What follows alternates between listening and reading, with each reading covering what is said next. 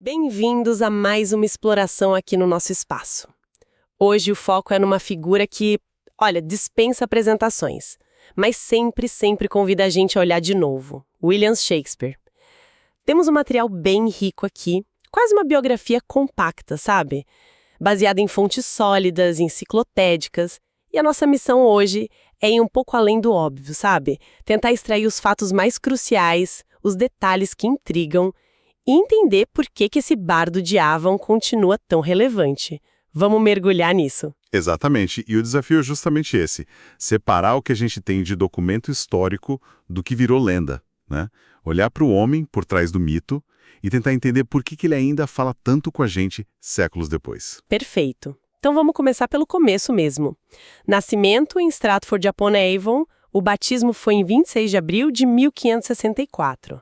Isso, e a data tradicional de nascimento, 23 de abril. Que é a mesma da morte dele, em 1616. Incrível essa coincidência. Pois é, muito curioso. E ele veio de uma família, assim, interessante. O pai, John Shakespeare, era luveiro, um artesão, mas também foi uma figura pública em Stratford. Chegou a ser vereador. E a mãe, Mary Arden. Ela vinha de uma família com mais posses, proprietária de terras, então provavelmente o Shakespeare teve uma boa base educacional ali na King's New School, a escola local. Uma educação focada em latim, nos clássicos. Exato. Gramática, autores latinos, isso é fundamental. A gente vê essa formação transparecendo na obra dele o tempo todo. E aí, bem cedo, aos 18 anos, ele se casa. É um evento marcante. Casou com a Anne Hathaway, que tinha 26, 8 anos mais velha. E ela já estava grávida. Sim. Tiveram a primeira filha, Susana, e logo depois os gêmeos, Hamnet e Judith. E tem a tristeza da morte do Hamnet, né? É. Com 11 anos, as causas a gente nem sabe direito. Não sabe. Uma perda que deve ter marcado muito a família. E essa questão do casamento, a pressa, a diferença de idade, isso alimenta muita especulação até hoje, né? Com certeza. E logo depois disso vem um período meio nebuloso. Os famosos anos perdidos, ali entre 1585 mais ou menos e 1592. O que aconteceu com ele nesse tempo? É um branco nos registros históricos. Quase nada documentado. E aí, claro, surgem as histórias, né? Ah, as lendas. Teria fugido para Londres por caçar veado ilegalmente. Ou que cuidava dos cavalos do pessoal que ia ao teatro. Ou até que foi professor rural. Tem um registro de um William Shakeshaft num testamento, que talvez fosse ele. Mas são coisas meio baseadas em boatos, né? Coletados bem depois. Exatamente. Difícil comprovar qualquer uma delas. Mostra como até figuras desse tamanho têm lacunas enormes na biografia. O mistério ajuda a construir o mito, né? Totalmente. Mas em 1592, esse mistério dá uma pausa. Ele reaparece. E reaparece com força em Londres. Já era conhecido no meio teatral. Conhecido e, pelo visto, incomodando. Porque ele é atacado publicamente pelo Robert Greene. Ah, sim. O Greene, um dramaturgo já estabelecido, parte daqueles University Wits. Escritores com formação universitária, como Marlowe. Isso. E o Greene solta aquela famosa crítica, chamando Shakespeare de corvo à revista, embelezado com nossas penas, um Johannes Factotum, um faz-tudo metido. E até um trocadilho com o nome, Shakespeare. Que recepção, hein? Era puro ressentimento, né? Provavelmente viam com maus olhos esse cara, considerado de origem mais humilde, sem diploma universitário, fazendo sucesso. Mas olha que interessante. O quê? Essa crítica do Greene é, na verdade, a primeira grande prova que a gente tem da presença e do impacto de Shakespeare na cena londrina. Ele já estava lá, agitando, sendo notado. E ele não ficou só escrevendo, ele era ator também, né? Sim, ator, escritor e, muito importante, empresário. Ele se tornou um sharer, um sócio da companhia Lord Chamberlain's Men. Que depois virou a Kingsman com o patrocínio do próprio rei James I. Exatamente. E essa companhia fez algo fundamental. Construiu o próprio teatro, o Globe, em 1599. Depois compraram outro, o Blackfriars. Isso é um ponto-chave, né? Ele não era só o artista no mundo das ideias. De forma alguma. Era um homem de teatro, um empreendedor. E isso fica claro quando a gente vê que ele ficou rico. Comprou a New Place, que era a segunda maior casa de Stratford, em 1597. Investiu em outras coisas. Mostra um senso prático enorme. Sem dúvida, essa combinação de gênio artístico com visão de negócios talvez seja uma das razões do sucesso tão duradouro dele. As peças tinham que funcionar no palco, tinham que trazer público, né? E mesmo sendo um dramaturgo famoso, ele continuou atuando nas peças. Continuou. Há registros dele atuando inclusive em peças de outros autores, como o Ben Jonson. Tem aquelas histórias, talvez lendas, né, de que ele fez o fantasma do pai de Hamlet. Ou o Adam em Como Gostais. Tem um relato antigo que dizia que ele interpretava papéis régios.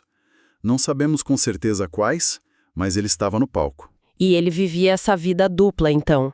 Londres e Stratford. Parece que sim, dividiu o tempo, a base familiar e os investimentos em Stratford e a carreira agitada em Londres. Morou em vários endereços em Londres, sempre perto da ação teatral ali por Southwark, perto do Globe, depois mais para o norte. Uma vida meio dividida, como muita gente vive hoje em dia, né? Mudando de cidade para o trabalho. Exatamente. Falando em Stratford, e os anos finais, como foi essa transição? Tem a ideia de que ele se aposentou por volta de 1613? Essa ideia de aposentadoria como a gente entende hoje era meio incomum na época. Ele pode ter diminuído o ritmo de escrita, talvez. E teve a peste bubônica também, né? Que fechou os teatros várias vezes. Sim, por períodos longos. Isso com certeza impactou a produção teatral de todo mundo. Depois de 1610, mais ou menos, ele escreveu menos peças sozinho. Começou a colaborar mais. Principalmente com o John Fletcher, né? Que virou o dramaturgo principal da Kingsman depois dele. Isso. Henrique VIII, por exemplo, é provavelmente uma colaboração com Fletcher. E foi durante uma apresentação dessa peça que o Globe pegou fogo, em 1613. Um evento marcante. Que ajudou a datar a peça, inclusive. Exato, mas ele não se isolou totalmente em Stratford. Continuou indo a Londres. Entre 1611 e 14, tem registro dele em processo judicial, comprando propriedade. Então não foi um corte abrupto. Provavelmente não. Mas aí ele morre em 1616, dia 23 de abril, a data tradicional. Tinha 52 anos. E a causa da morte? É desconhecida. Tem aquela história famosa, contada bem depois pelo vigário de Stratford, de que ele teve uma reunião alegre com Ben Jonson e Michael Drayton, beberam demais, pegaram uma febre, pronto. Mas é mais uma daquelas histórias. Exato. O que sabemos é que no testamento, assinado um mês antes, ele se descreve como estando em perfeita saúde. Poemas da época mencionam a morte como algo relativamente súbito. Foi enterrado lá em Stratford, na Igreja da Santíssima Trindade, com aquela inscrição famosa na lápide. A maldição. Bom amigo, por Jesus, abstente de cavar o pó aqui encerrado. Um aviso para ninguém mexer nos ossos dele. E o testamento? Deixou a maior parte para a filha mais velha, Susana. Sim, com várias estipulações para garantir a herança. A linhagem direta dele acabou rápido, com a neta Elizabeth, que morreu sem filhos. E o item mais famoso do testamento? Ah, sim. Para a esposa Anne Hathaway. Minha segunda melhor cama. Que sempre gera debate, né? Era um insulto ou tinha um significado especial para eles? É um mistério. Pode ser que a primeira melhor cama fosse a de hóspedes e a segunda melhor fosse a cama do casal, com valor sentimental. Ou não. De qualquer forma, legalmente, ela provavelmente já tinha direito a 1/3 dos bens dele. Mas o detalhe ficou para a história, né? Fascinante. Totalmente. Então, vamos mergulhar agora no que realmente define ele. As obras. É uma quantidade impressionante. É cerca de 39 peças, se a gente contar as colaborações, 154 sonetos, poemas narrativos longos, uma produção vasta, concentrada ali entre 1589 e 1613, mais ou menos. E dá para ver uma evolução clara nesse trabalho, né? Com certeza, a gente pode dividir em fases, mais ou menos. No começo, ele está focado mais nas comédias, como a Comédia dos Erros, A Megera Domada, e nas peças históricas, tipo a série Henrique VI, Ricardo III. Dá para sentir a influência de outros autores aí. Sim, Caed, Marlowe, Sêneca.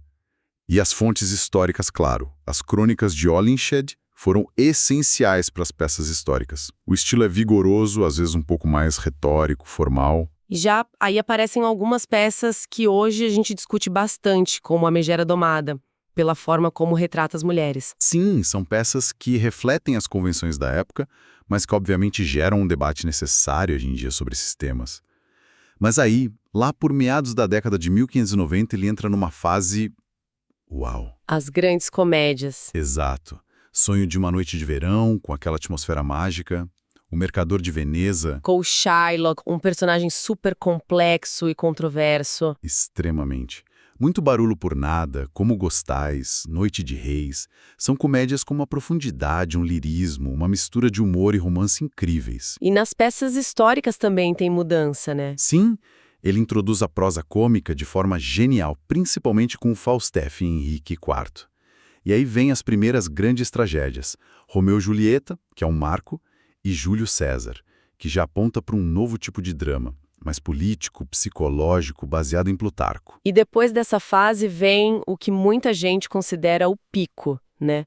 O início do século XVIII. É o período das tragédias monumentais. Hamlet. Que dispensa comentários. Otelo, a tragédia do ciúme levado ao extremo. Rei Lear, que é uma visão devastadora da velhice, da ingratidão da natureza humana.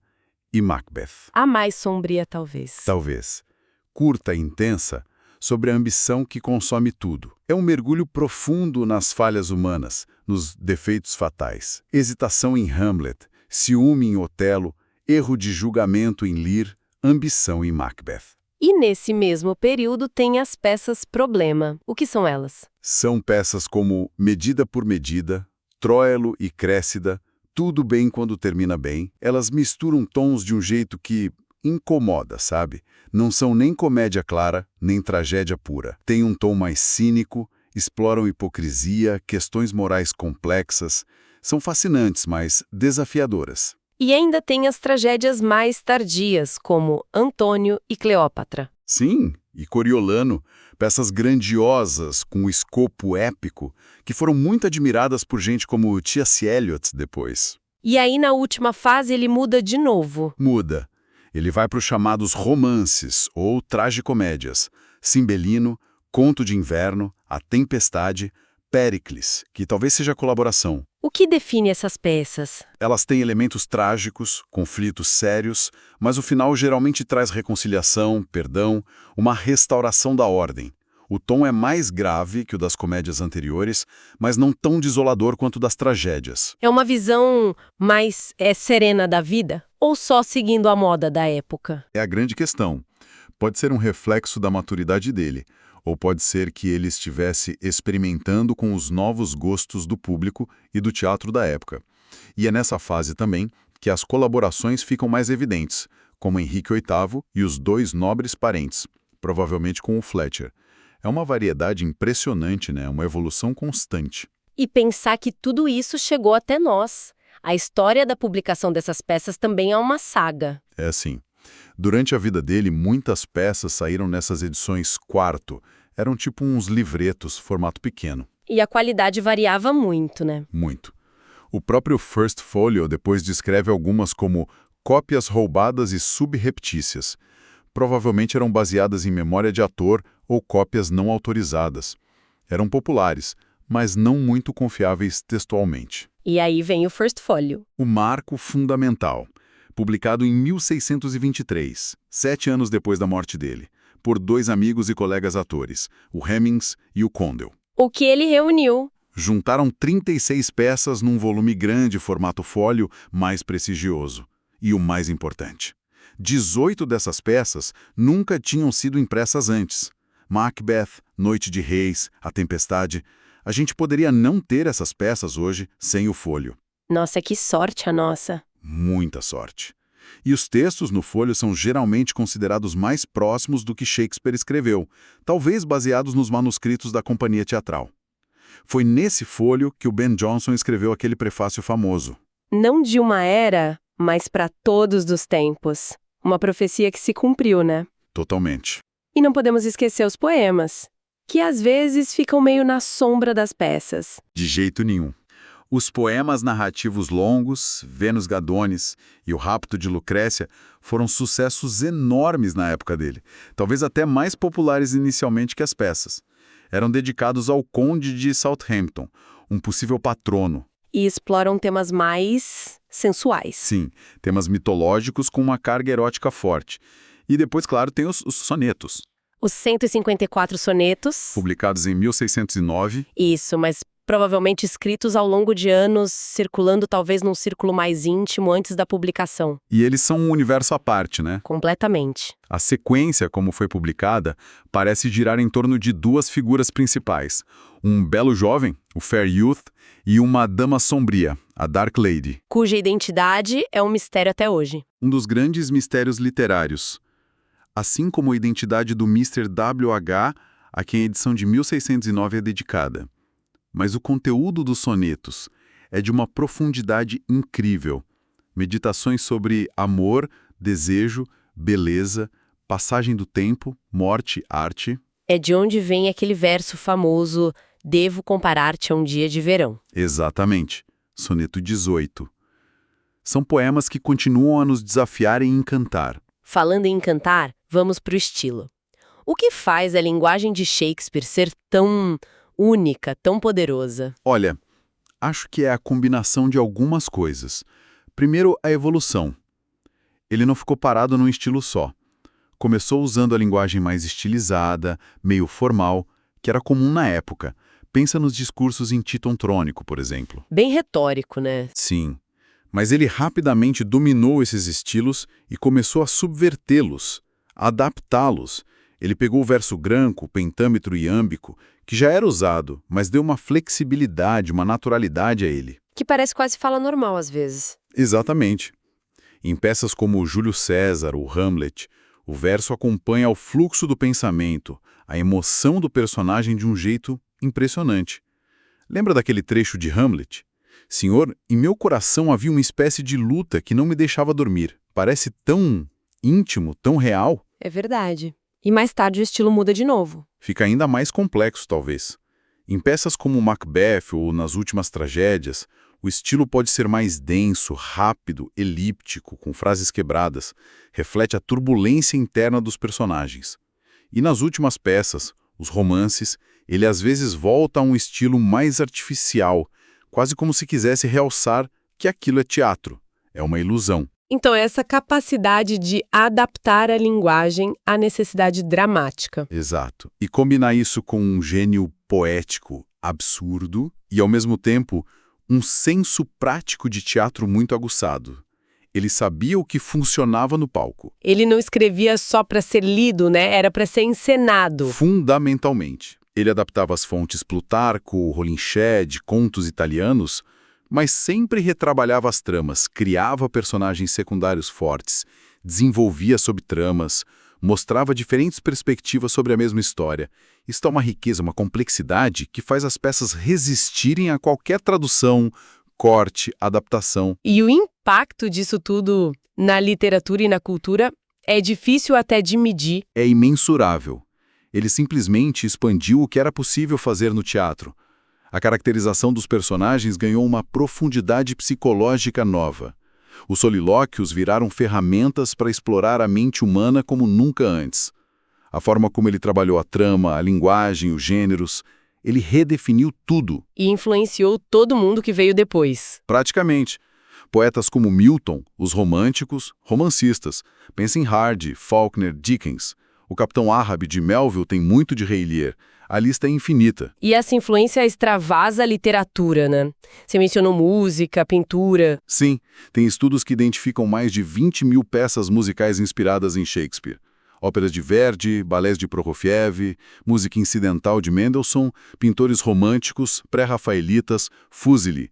Todos fascinados pelas cenas e personagens. Até Freud usou Shakespeare. Usou, especialmente Hamlet, para desenvolver as teorias psicanalíticas dele. E o cinema. Kurosawa, Laurence Olivier, Orson Welles, Zé Firelli, Kenneth Branagh, Al Pacino. Cada geração parece redescobrir Shakespeare através do cinema. E, claro, a própria língua inglesa. A fundamental.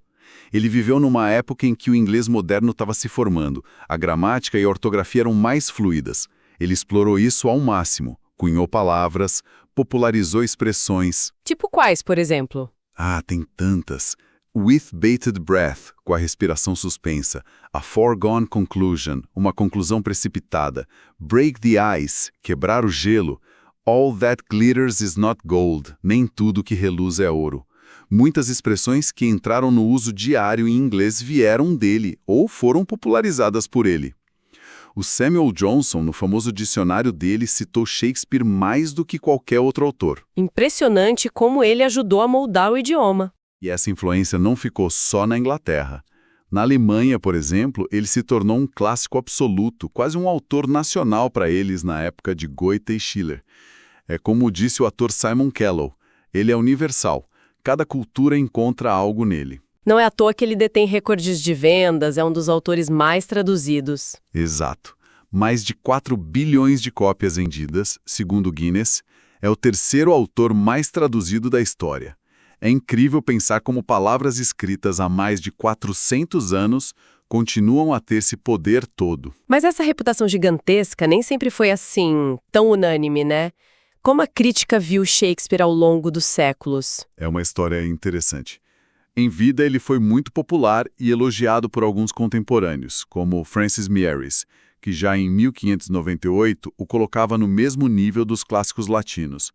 Mas não era unanimidade. O Ben Jonson mesmo, que o elogiou no First Folio, também tinha críticas, né? Tinha. Johnson o chamou de alma da época, mas também disse que Shakespeare precisava de freio, que lhe faltava arte no sentido de não seguir as regras clássicas tão rigidamente. E depois da morte dele? Depois da Restauração, na segunda metade do século XVII, o gosto neoclássico dominou. Aí críticos como Thomas Rhymer o consideravam meio selvagem, irregular, inferior a Johnson ou Fletcher, que seguiam mais as regras. Mas essa visão não durou para sempre. Não.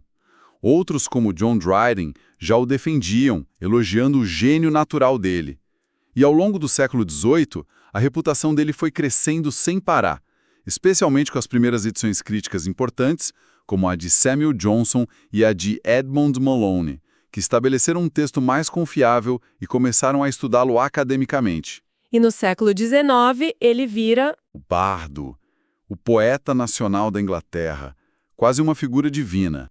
É a era da bardolatria, como George Bernard Shaw ironizou mais tarde.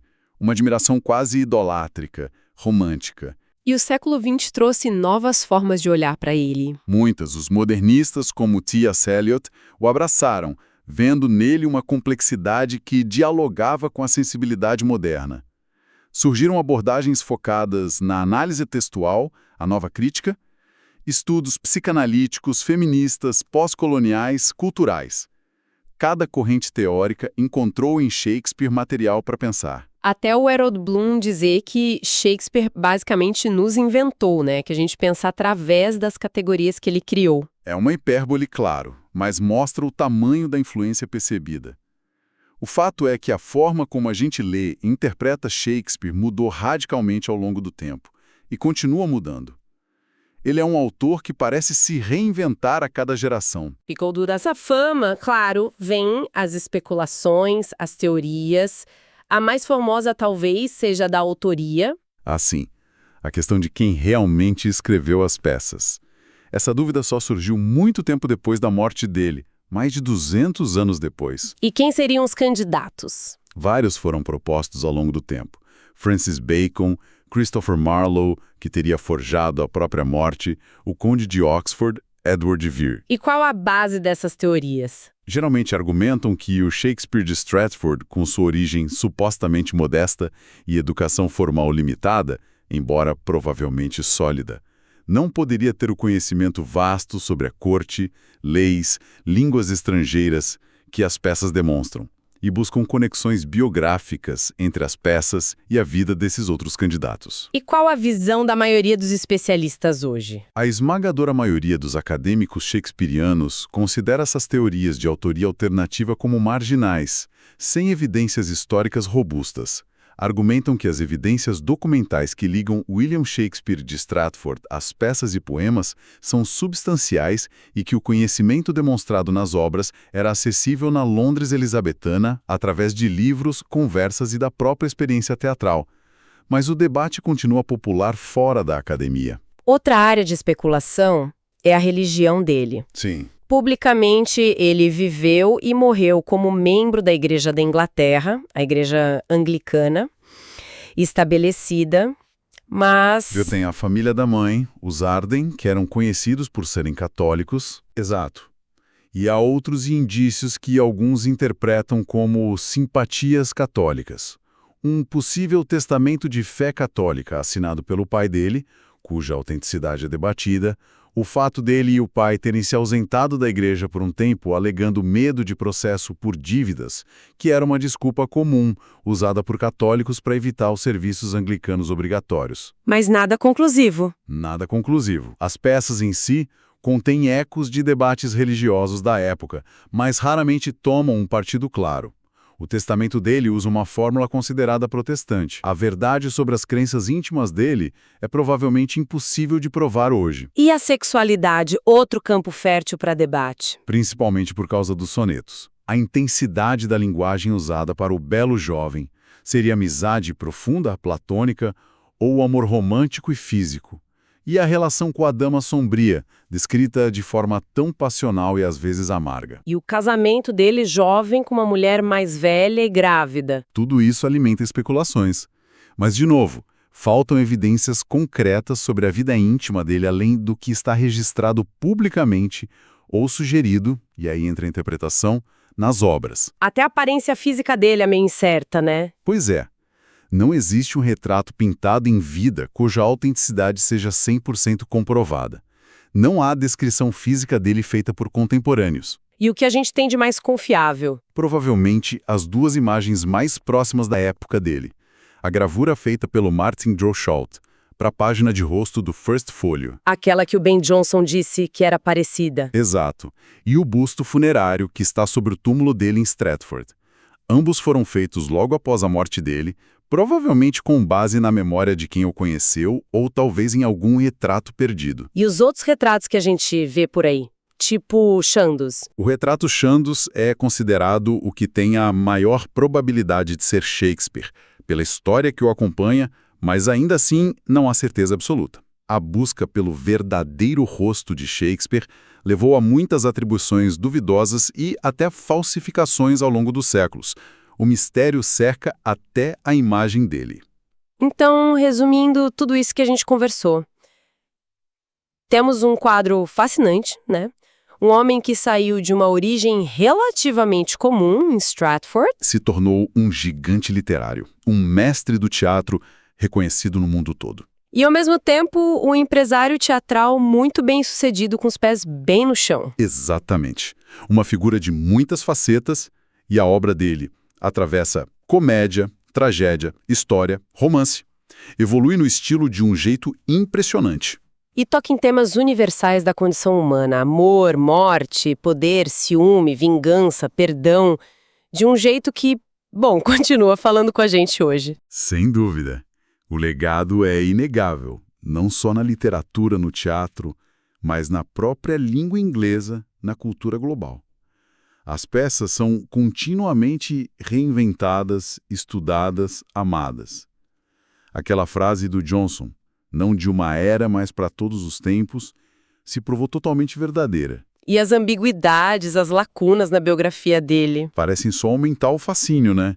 Quanto menos a gente sabe com certeza, mais a gente especula, mais a gente projeta. E isso me leva a um último pensamento, talvez. Será que todo esse mistério que ainda envolve Shakespeare, essas partes que faltam na história, os debates sobre o que ele quis dizer, sobre quem ele era de verdade, até sobre se era ele mesmo, será que isso não é parte do poder dele? Como assim? Será que essa abertura, essa incompletude, não é o que convida cada nova geração, cada pessoa a encontrar o seu próprio Shakespeare ali? A preencher essas lacunas com os nossos próprios significados, as nossas próprias buscas? É uma ótima reflexão. Talvez o mistério seja tão importante quanto a obra em si para mantê-lo vivo. Fica aí a provocação para quem nos ouve. Algo para se pensar.